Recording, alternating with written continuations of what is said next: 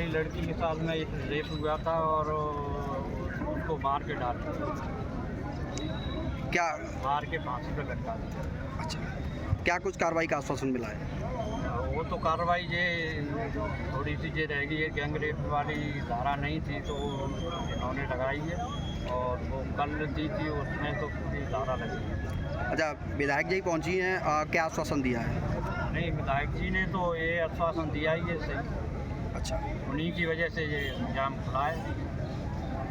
मेरे पे खबर आई अरनोटा पे जैम है, नगला दलील की लड़की के साथ दुष्कर्म हुआ है। रामनिवास जी के परिवार को मैं जानती हूँ, लड़की के परिवार को मैं जानती हूँ। मैं डीसीपी साहब से बात करके डीसीपी साहब ने कहा मैं साथ चलूँगा, हम दोनों इधर आए। इनको 302 का केस लग चुका था। ये लोग चाहते थे कि 376 बढ़े और पॉस्को एक्ट भी लगे, तो इसका आश्वासन डीसीपी साहब ने दिया है। वो अभी लिख के इनको मिल जाएगा कि हाँ ये सब धारे बढ़ाए गए हैं। पोस्टमार्टम रिपोर्ट चाहते हैं, पोस्टमार्टम रिपोर्ट भी इनको मिल जाएगा। और मैं पूरे विश्वास से कह रही हूँ कि आज की तारीख में जो पुलिस है, डीसीपी साहब और उनके ऊपर कमिश्नर साहब, इसमें जरूर कार्रवाई करेंगे। उनने 2 दिन का टाइम मांगा कि आपको कार्रवाई दिखेगी, लेकिन हाँ पब्लिक को ये बात समझनी पड़ेगी कि पुलिस को सबूत इकट्ठा करके तभी वो कार्रवाई कर सकती है, नहीं तो कल तुम पे कोई लगा देगा पुलिस तुम्हारे और तुम्हारे घर को भी उड़ा दे, ये नहीं हो सकता है। तो इतना टाइम दो पुलिस को कि वो अपनी कार्रवाई करें। सब जो है संदिग्ध परिस्थितियों में पेड़ पर लटका मिला था, जिसे लेकर परिजनों ने आज जो है जाम भी लगाया है, कार्रवाई की मांगी, क्या कुछ रहा? देखिए, ये परसों रात की घटना है जिसमें कि एक थाना बिनाट की एक लड़की है जो थाना सही रेला में एक लड़वा बुरा पड़ता है, वहाँ पर उसकी बॉडी जो है पेड़ से लटकती हुई इस तरह मिली थी, और उस सूचना पर पुलिस द्वारा लड़की की डेड बॉडी को पोस्टमार्टम के लिए भिजवाया गया था। कल रात में इसमें तहरीर प्राप्त हुई थी जिसमें अभियोग पंजीकृत करा दिया गया है। इसमें आज परिजनों द्वारा कार्रवाई को लेकर और पुलिस की लापरवाही को लेकर यहाँ पर अरनोटा किराए पर जाम लगाया गया था, जिसमें कि उनको आश्वासन देकर उनसे कार्रवाई का आश्वासन दिया गया। यहाँ पर सभी लोग उपस्थित थे, मेरे द्वारा उनको आश्वासन दिया। उसके बाद आज दिनांक 23 अगस्त को परीक्षागृह में आशा सम्मेलन का आयोजन किया गया था। कार्यक्रम की मुख्य अतिथि जो है माननीय जिला पंचायत अध्यक्ष श्री अभय प्रताप सिंह थे। कार्यक्रम में लगभग 1300 आशाओं ने जनपद के सभी ब्लॉक से जो है हिस्सा लिया था। कार्यक्रम में जो हर ब्लॉक से जो जिन आशाओं ने सर्वश्रेष्ठ कार्य किया था तो उनको जो है पुरस्कृत भी किया गया है। एक ब्लॉक से 3 आशाओं किया गया है, उसमें जो उनको first prize, second prize, third prize दिया गया है। कार्यक्रम में जो आशाओं को जो है उनकी जो भूमिका है नेशनल हेल्थ प्रोग्राम में, उनकी भूमिका के बारे में बताया गया, और उन्होंने जो आशाओं द्वारा बहुत अच्छा सांस्कृतिक कार्यक्रम भी प्रस्तुत किया गया है। और ये कार्यक्रम जो है 23 अगस्त 2005 को आशा कार्यक्रम की शुरुआत हुई थी, उसी के याद करने के लिए, उसी के उपलक्ष्य में ये कार्यक्रम हर साल 23 अगस्त को मनाया जाता है। मामला ये था, ना तो इनके पास कोई कोर्ट से ऑर्डर थे, ना इनके पास कोई एफआईआर थी मेरे अगेंस्ट में, ना मेरे खिलाफ कोई अरेस्ट वारंट थे। मेरे घर आए और मेरे घर पे आकर के जबरन मेरे साथ इन्होंने ये वाकया किया। क्या किया उन्होंने? मेरे घर में गेट खोले, मतलब तोड़े, और तोड़ने के बाद आपने नीचे की फुटेज ली है, वो देखी भी है, और आकर के घर में घुस गए। मैंने यहाँ का लॉक लगाया हुआ था क्योंकि 10 से 15 पुलिस वाले थे, ताकि आकर के ये मेरे ऊपर हाथापाई ना करें या घर में आकर के कुछ और काम ना करें। और ये जबरन मेरी वाइफ को अंदर घुसाना चाहते हैं। अब ये पता नहीं ये क्या मामला है आपकी वाइफ का? मेरी वाइफ का केस चल रहा है, डीवी एक्ट का चल रहा है, 498A का चल रहा है, और मेंटेनेंस का चल रहा है। डिवोर्स का मैंने डाल रखा है। क्या आप मेंटेनेंस दे रहे हैं हर महीने? हाँ, मैं मेंटेनेंस दे रहा हूँ। मेरे पास इसकी वो भी हैगी, और ये कहती है कि मैं जल के इस घर में मरूंगी। ये मेरे को फंसाना चाहती है। तो पुलिस, जब आपकी पत्नी ने ऐसा बयान दिया कि मैं जल के इसी घर में मरूंगी, तो पुलिस क्यों आपके घर में उनको घुसाना? मैंने पुलिस वालों से ये भी कहा कि आप मेरे को लिखित रूप में दे दीजिए, मैं इसे अंदर रख लेता हूँ, मगर उसके खिलाफ कोई वो नहीं कि तुम इसे ऐसे ही रखोगे, तुम इसे ऐसे ही रखोगे। जबरदस्ती मेरे साथ। आपका एक बड़ा आरोप है कि 2.5 घंटे पुलिस वालों ने मैं झूठ नहीं बोल रहा, पब्लिक में जाकर के आप पूछ सकते हैं। और सीसीटीवी फुटेज देख सकते हैं कि हाँ पुलिस वाले यहाँ कितनी देर तक रुके हैं। तो आपने फिर किसी को शिकायत की थी? हाँ, मैंने एसीपी साहब को फोन किया है, एसएचओ साहब को फोन किया है, मैंने डीसीपी साहब को भी फोन किया है। तो क्या आश्वासन कहा मिला क्या आपको? कहा उन्होंने कहा कि कोई बात नहीं, हम आपकी सहायता करेंगे। और 112 पे मैंने कॉल करी, मैंने 112 पे उनकी वीडियो भी भेजी है, डीसीपी साहब को भी भेजी है, एसीपी साहब को भी भेजी है। तो आश्वासन क्या है उच्च अधिकारी से? उच्च अधिकारी से आश्वासन ये है कि हम तुम्हारी सहायता करेंगे, जो भी हैं ये पुलिस वाले, हम इनको अभी भेजते हैं। फिर उसके कुछ देर बाद, मतलब 1-1.5 घंटे बाद यहाँ से गए। यहाँ पर हुआ था, पुलिस वाले आए थे, बदतमीजी से बोल रहे थे नीचे उतर के और नहीं आएंगे तो हम गेट तोड़ देंगे। वो गेट तोड़ के अंदर आ गए। फिर हमने यहाँ का गेट लगा लिया था, यहाँ का वो लगा लिया था, फिर यहाँ का भी कुंडी खटखटा रहे थे, ये वाली कुंडी। मतलब ऊपर आ गए थे नीचे से गेट? हाँ, नीचे से तोड़ के ऊपर आ गए थे। कह रहे इसको तोड़ो, इसको अंदर घुसाओ, इसको सामान दो। क्या उनके साथ कोई महिला कांस्टेबल वगैरह? कोई नहीं थी, वो बाद में आई थी। जो मैंने बोला था मैं गेट नहीं खोलूंगी, जिसको बुलाना है बुला लो, मैं नहीं खोलूंगी गेट। क्या वजह थी जो गेट तोड़ने पर अपारू हुए? वजह कुछ नहीं, इसको बढ़ाना चाह रहे थे, वो धमकी दे रही थी मैं मर जाऊंगी यहाँ पर। कौन? जो मेरे से बड़ी वाली है वो। अच्छा। अभी केस चल रहा है कोर्ट में। मैंने बोला था कोर्ट से आई हो, ऐसा नहीं अंदर बने लूंगी मैं, कोई नहीं है यहाँ पर घर पर, मैंने ये बोला। तो फिर क्या हुआ? पुलिस ने क्या सहायता करी आपकी? कुछ भी नहीं करी, हमको घर में बंद कर दिया था, हमको कहीं भी नहीं जाने दे रही थी। कितनी घंटे ये सिलसिला 3 चला? घंटे पुलिस रह के गई है यहाँ पर। जी। हमको कहीं भी नहीं जाने, मेरा छोटा बच्चा था वो परेशान हो रहा था जी। कहीं भी नहीं जाने दिया था। हम बहुत परेशान हो चुके हैं इस लेडीज से, बहुत ज्यादा वाले। हमें इससे बस छुटकारा मिलना चाहिए बस। नहीं, पुलिस के इस रवैये से आप कैसा महसूस कर रहे हैं? पुलिस मैंने कभी नहीं देखी ऐसी जिंदगी में भी। जी। ये तो ऐसा फिल्म, मूवी वाला फिल्म हो गया। हम तो मूवी में देखते, हमने तो आज रियली में देख लिया। जी। ऐसे तोड़ वोड़ के किसी के घर में बढ़ जाए। जी। कितने पुलिसकर्मी आए थे? पुलिस कई थी, 10-12 पुलिस थी कम से कम। 10-12 पुलिस 1-2 गाड़ियों पे थी, एक जिप्सी भर के आई थी। अब पता नहीं घर पे थे जी लोग, हम तो अपने खेत पे थे, अपनी धाना निंद रही थी। पता नहीं जब मोहल्ला से गांव से फोन को, जब हम आए हैं क्या कर लिया?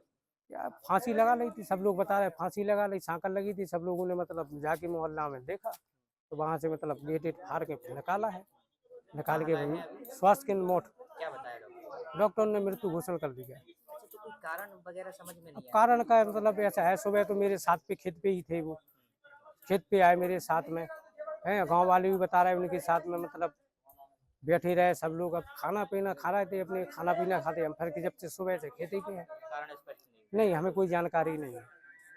उत्तर प्रदेश पुलिस भर्ती बोर्ड द्वारा आयोजित इस परीक्षा में आज पूरे रेंज के तीनों जनपद झांसी, ललितपुर और जालौन, तीनों जगह, झांसी में 27 केंद्र, 13 केंद्र जालौन में और 8 ललितपुर, यहाँ पर परीक्षा सकुशल चल रही है।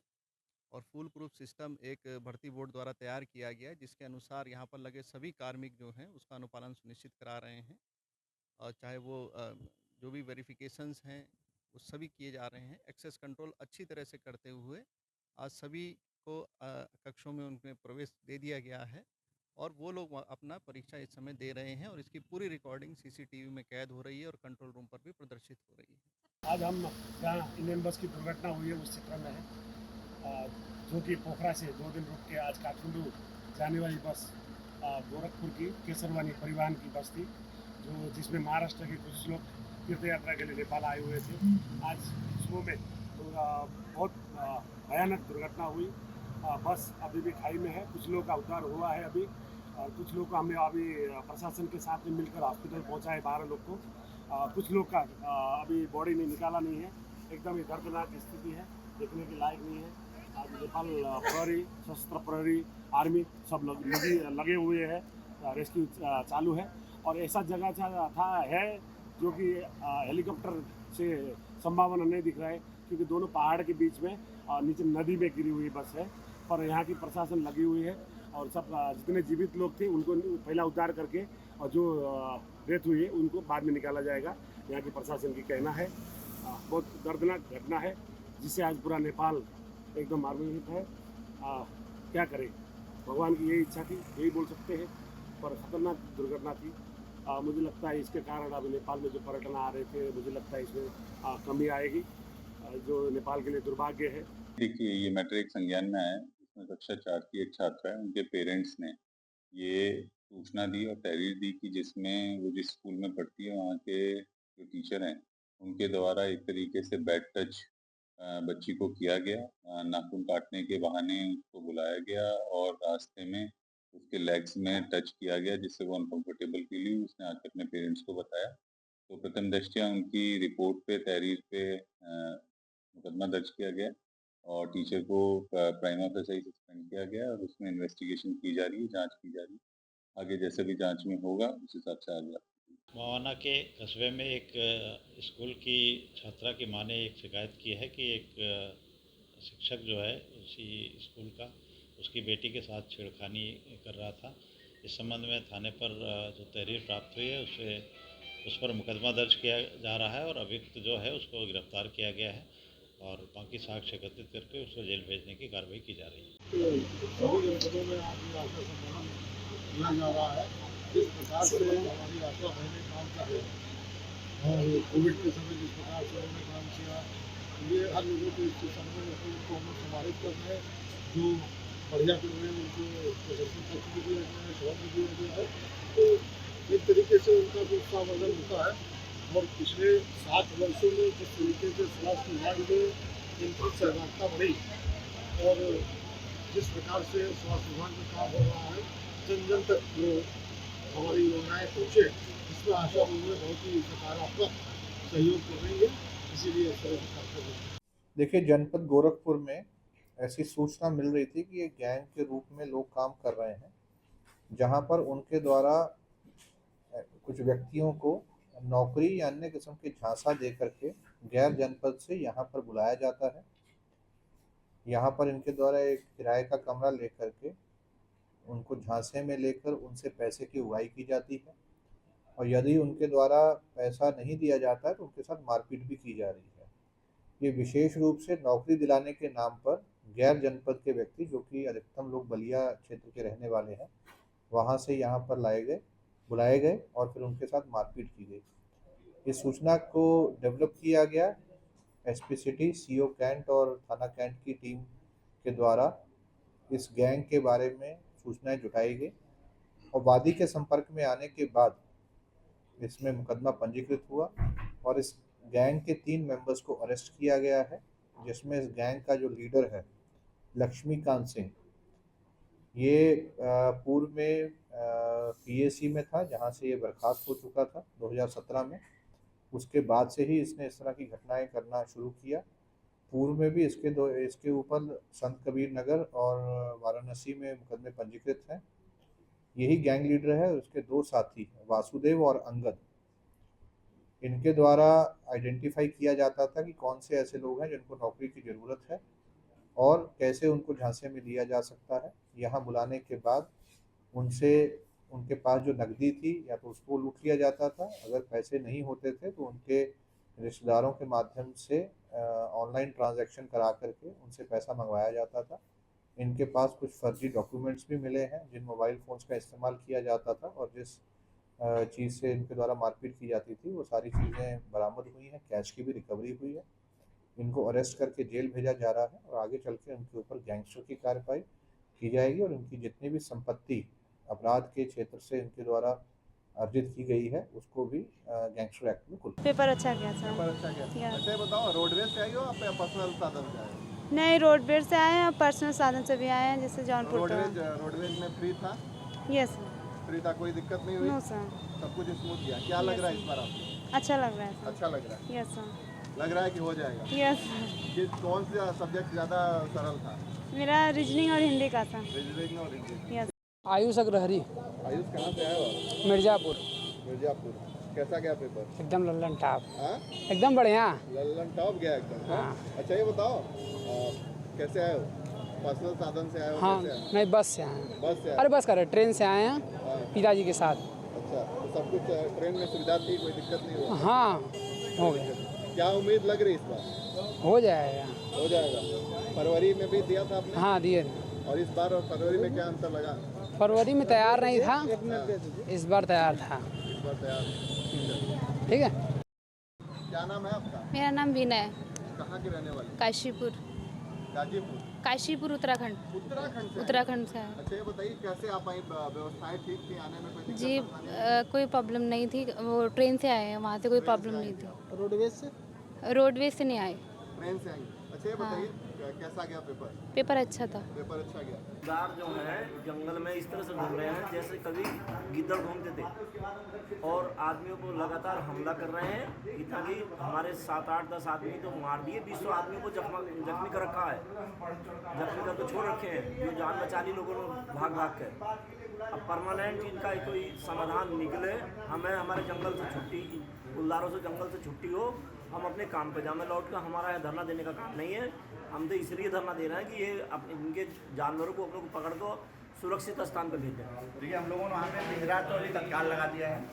इसके अलावा एक टीम तो हमारी पिलाना में तैनात थी, एक टीम हमने जो घटना जिस गाँव में है वहाँ तैनात कर दी है, वो रात दिन वहीं कायम करेगी जब तक ये समस्या का समाधान नहीं हो जाता है। इसके अलावा जो ड्रोन की बात थी, जो 2 ड्रोन से वहाँ सर्च ऑपरेशन चलाया जा रहा है। इसके साथ ही हमने वहाँ पर कुछ लोगों को तैनात किया है कि वो लोग उस पर लगातार वहीं मूवमेंट बनाए रखें, नज़र रखें, पगमार्क ट्रेस किया जा रहा है। और इसके अलावा जो हम लोगों ने इससे पहले जो पत्र लिखा था भारत सरकार को, भारत सरकार से भी इस समस्या के परमानेंट समाधान के लिए पत्र लिखा गया है, वहाँ से वैज्ञानिकों की टीम भेजी जा रही है यहाँ। अब चूँकि ये समस्या बड़ी है तो इसके लिए तात्कालिक रूप से सल्यूशन निकलना कठिन है। पूरा विभाग और शासन प्रशासन सारा इस समस्या के समाधान के लिए लगा है। उम्मीद है कि जल्दी इस समस्या का समाधान निकलेगा। थाना सेठगढ़ क्षेत्र के पैगांव गांव में आज एक हत्या की घटना हुई है, जिसमें अमोल नाम का एक व्यक्ति है जिसको गोली लगी और उनकी मृत्यु हो गई है। इनको इलाज के लिए जब हॉस्पिटल ले जाया गया तो वहाँ उनको मृत घोषित कर दिया गया। आज दोपहर में उस गाँव में किसी बात को लेके पंचायत हो रही थी, जिसमें वर्तमान में जो प्रधान हैं उनका पुत्र किशन वहाँ था और अमोल जो मृतक है वो भी वहाँ थे। पूर्व से इनकी रंजिश चल रही थी। कृष्ण के पिता रामवीर की 2021 में हत्या हुई थी, उसमें अमोल जो है नामजद अभियुक्त था और उसमें जेल गए थे। आज किसी बात पे इन दोनों के बीच में अल्टरकेशन हुआ और उसके बाद अमोल के परिजनों का आरोप है कि कृष्ण ने अपनी पिस्टल से अमोल के ऊपर फायर किया और ये लोग जब हॉस्पिटल ले गए तो वहाँ उनको मृत घोषित कर दिया गया। पिछले कई महीने से लगातार हम लोग नियम के खिलाफ जो अल्ट्रासाउंड सेंटर सहारनपुर जिले सहारनपुर में चल रहे हैं उनके खिलाफ लगातार धरना प्रदर्शन करने का काम किया। पहले पिछले सीएमओ साहब ने 2 अल्ट्रासाउंड सेंटर बंद करने का काम किया था। उसके बाद नए सीएमओ साहब आए, हमने सोचा कि थोड़ा इन्हें टाइम दिया जाए। 2 बार ज्ञापन भी दे चुके कि ये सुधार करें, जाके उन लोगों पे छापामारी करें, तहकीकात करें कि सही है या गलत है, लेकिन कुछ करने का काम सीएमओ साहब नहीं कर रहे हैं। ये तो इन्होंने तो उल्टा खेल शुरू कर दिया है। पहले सीएमओ साहब को तो ये था कि कुछ हल्ला रुका करो, कुछ बातचीत करो तो कुछ रास्ता मिलता था। इन्होंने तो खुला खेल कर लिया कि पैसा दो और मजे लो, खुली लूट का खेल चल रहा है। आज हम पूछना चाहते हैं, जब 2 अल्ट्रासाउंड सेंटर बंद किए गए थे तो आज खोलने का काम क्यों किया गया? क्या जो पहला अपराधी था आज बेअपराधी हो गया? वो मेगा था या गंगो का अल्ट्रासाउंड सेंटर था, या हमने जितने भी अल्ट्रासाउंड सेंटर के नाम दे रखे हैं सबकी बाकायदा वीडियो क्लिप दे रखी है कि डॉक्टर वहां पर होता नहीं है, बिना डॉक्टर के प्रशिक्षित लोग वहां पर अल्ट्रासाउंड करते हैं। लेकिन सीएमओ साहब ने आंख पे पट्टी बांध ली है और मुझे तो ये लग रहा है कि कुछ दिन ऐसा रहा। पहले सीएमओ साहब का ट्रांसफर हुआ, फिर हमारे जिलाधिकारी महोदय का ट्रांसफर हुआ, फिर कावड़ चल गई, तो हम लोगों ने इसमें डील करने का काम किया। उन्होंने सोचा कि मुद्दा खत्म हो गया है, कहीं ना कहीं लोग पीछे हट गए हैं, उन्हें गलतफहमी का शिकार है। साफ तौर पे कहना चाहते हैं, जब तक ये मुद्दा एक अल्ट्रासाउंड सेंटर जो नियम के खिलाफ चल रहा है वो बंद नहीं होगा, हम ये आंदोलन चलाकर रखेंगे।